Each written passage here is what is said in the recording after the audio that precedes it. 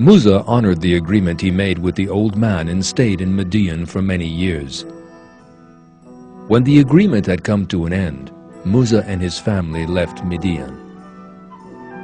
On their journey, Musa saw a fire in the distance, on the side of the Mount Sinai, which he was passing by with his family. When they reached it, God called out to the prophet Musa, giving this revelation.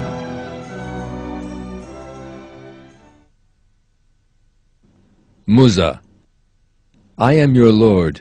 Take off your sandals. You are in the holy valley of Tuwa. I have chosen you, so listen well to what is revealed. I am God. There is no God but me. So worship me and establish prayer to remember me.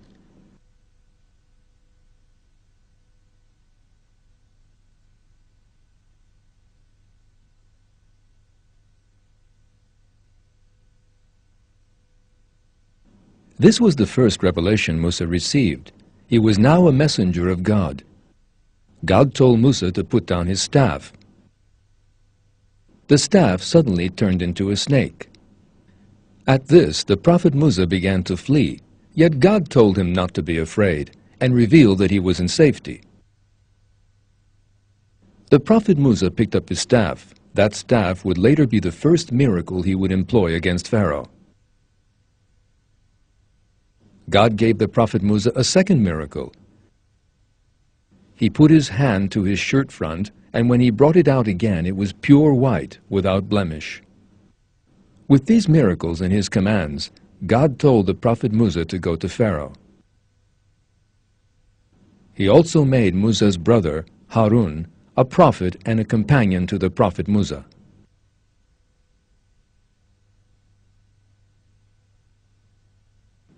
Go to him and say, We are your Lord's messengers, so send the tribe of Israel away with us, and do not punish them.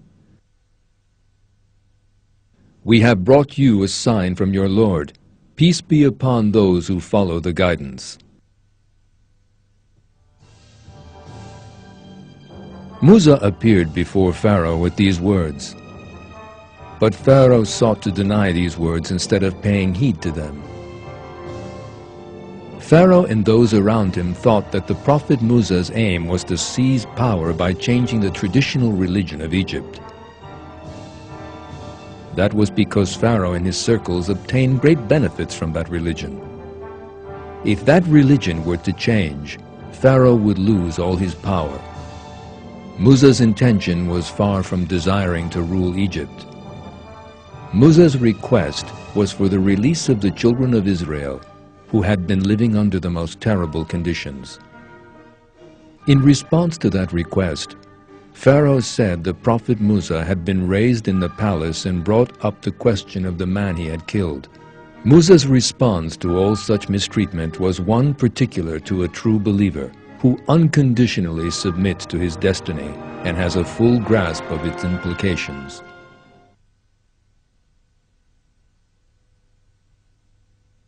He, Musa, said, At the time I did it, I was one of the misguided, and so I fled from you when I was in fear of you. But my Lord gave me right judgment and made me one of the messengers.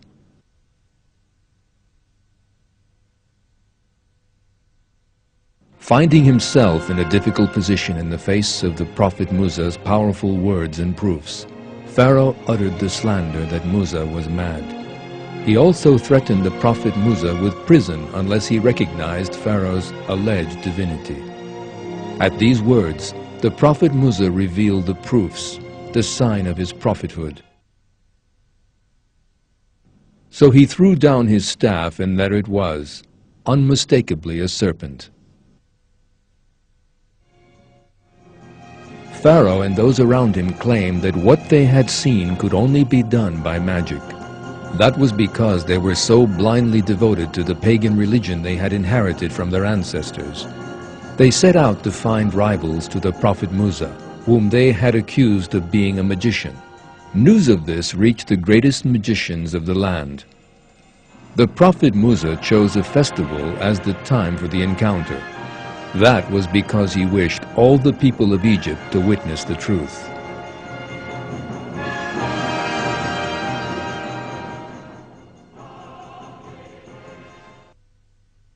Pharaoh's magicians were ready to display their skills. The ropes and staffs they threw down appeared to be genuinely moving towards the prophet Musa. These events are described in the Quran. Musa experienced in himself a feeling of alarm. We said, "Have no fear. You will have the upper hand. Throw down what is in your right hand. It will swallow up their handiwork." Their handiwork is just a magician's trick. Magicians do not prosper wherever they go. Then Musa threw down his staff. The result was terrifying for the magicians.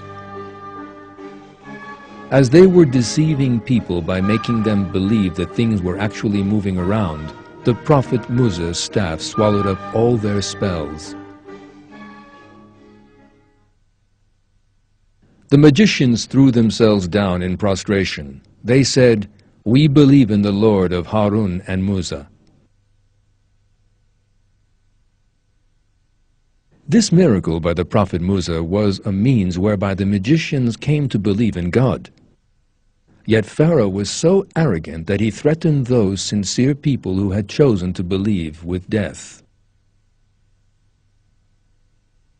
Pharaoh said, "Do you believe in him before I have authorized you?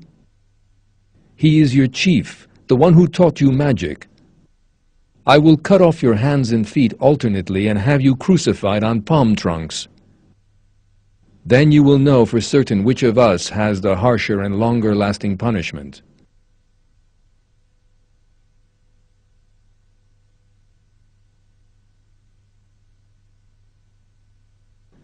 The magicians' response to Pharaoh revealed the sincerity of their belief and their courage. They said, "We will never prefer you to the clear signs which have come to us, nor to him who brought us into being. Decide on any judgment you like. Your jurisdiction only covers the life of this world."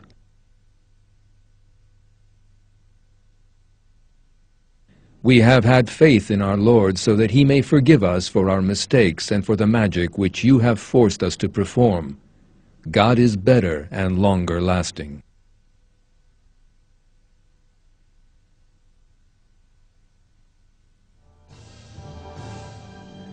The magicians' defeat by the prophet Musa and their later turning to faith clearly revealed the twisted nature of the pharaonic system.